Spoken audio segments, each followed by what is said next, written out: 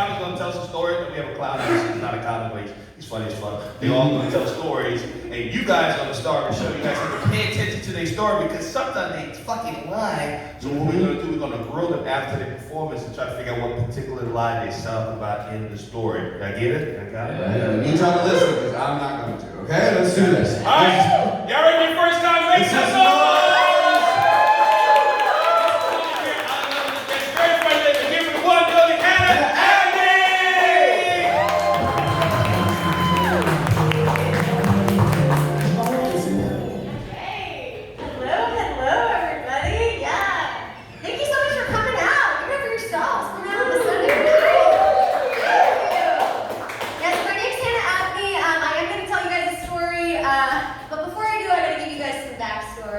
So you kind of understand where I'm coming from. So my mom's a Jew from Brooklyn, and my dad's a hog farmer from Missouri. They're divorced. Thanks for working. I have a twin sister with blonde hair, blue eyes, and huge tits. Yeah. Yeah, she's what Hitler was fighting for. Right? He was like, yeah. Okay. Yeah. So I say all this just so you guys know that my family is crazy. All right, it's certifiably insane. My mom's neurotic, and my dad's like a man's man, right? Like, he wants to just be left alone to eat chili and fart in peace, as God intended it. And one thing I would do growing up with both of my parents is watching movies. But the types of movies we would watch would be wildly different, right? Like, my mom loved any movie she could turn into a guilt trip. Yeah, Sophie's Choice. We're just crying on the couch, and my mom's like, oh, I don't know who I pick. But if I had to choose, if I had to choose, it would have to be Rachel. It would have to be Rachel. She'd have a better chance of survival because she's so fat. I'm sorry, Hannah, I'm sorry. It is what it is. That's the thing with Jewish mothers, it's all about weight, right? Like, either you're too thin and you gotta eat because cancer or Hitler, or you're too fat and you're never gonna find a husband, right? And my dad was all into monster movies, right? He'd say, "You girls, I just love seeing animals beat the crap out of people." And I think it's because he grew up on a hog farm, right? So for him, it was some weird form of karmic justice, seeing animals get to eat people for a change, right? And my dad's got a big heart. Don't eat Cepeda. His best friend growing up was his pet paraplegic pig, Chuck. Yeah. He couldn't go anywhere, so he was a great listener. And my dad did that dad thing, right, where he'd show us movies that were inappropriate for our age. Right? Anybody else have dads that would do this? Yeah, right? He showed us Anaconda, Congo, Godzilla, Jaws, all before we were 5. I saw Jaws and I was terrified. In my defense, I was 5, right? In my dad's defense, 5's not a lot for kids.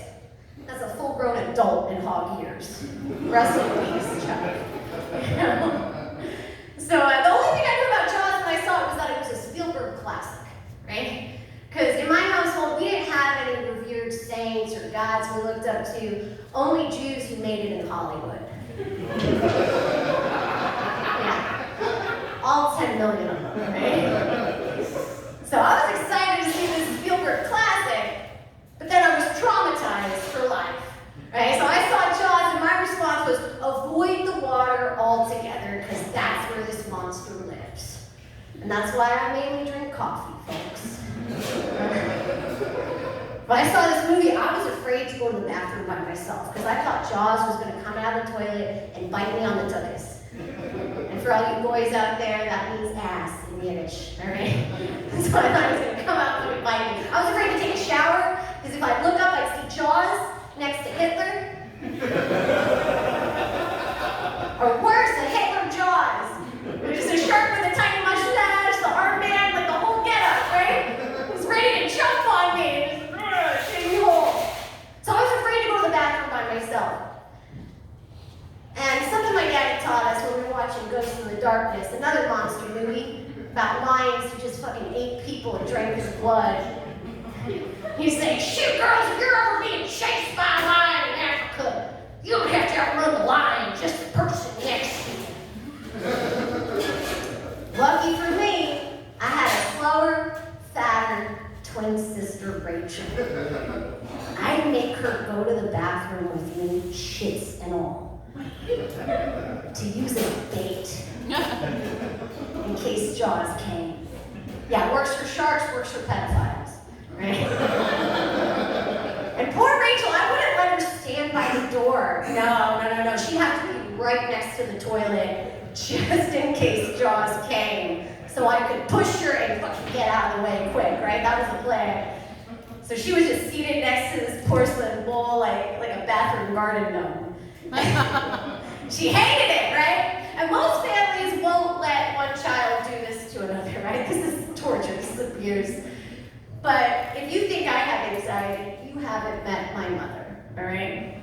To get my way, all I had to do was have a panic attack. Like, if you measure a panic attack on a scale of 1 to 10, I'm a 9, my mom's an easy 14.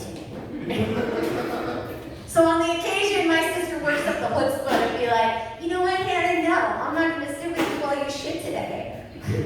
First off, how fucking dare she? Right?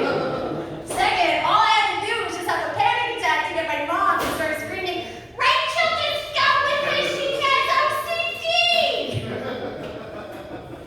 I'm on this squatty potty, I'm screaming, my sister's sobbing, my mom's louder than both of us, the cops get called.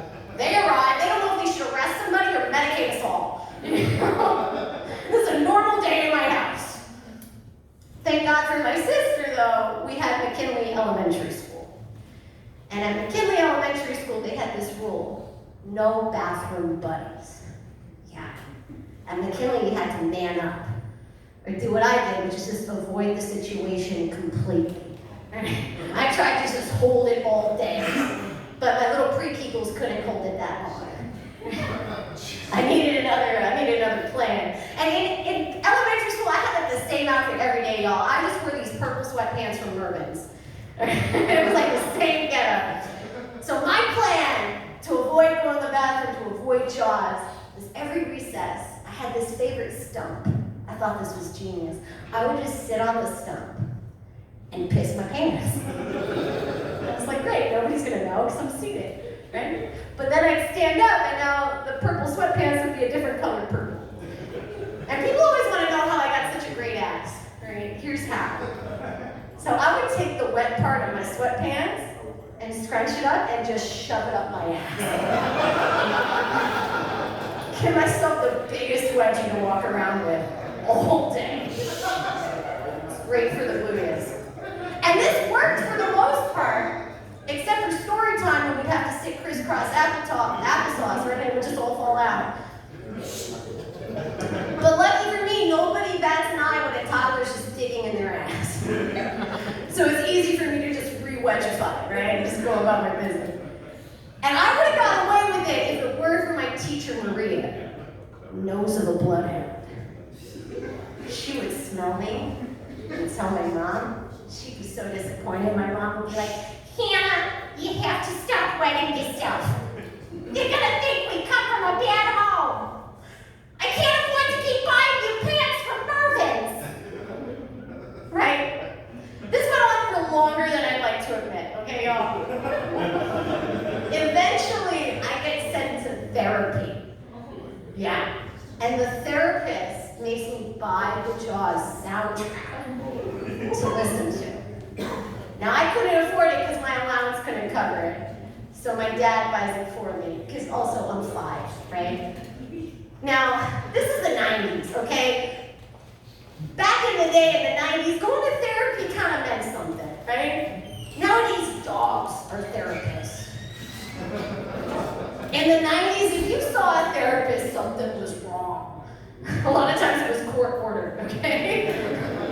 People were scared to go to therapy. So just imagine being in a waiting room to see a therapist, and in the hallway, you just hear, dun, dun, dun, dun, dun, dun, dun.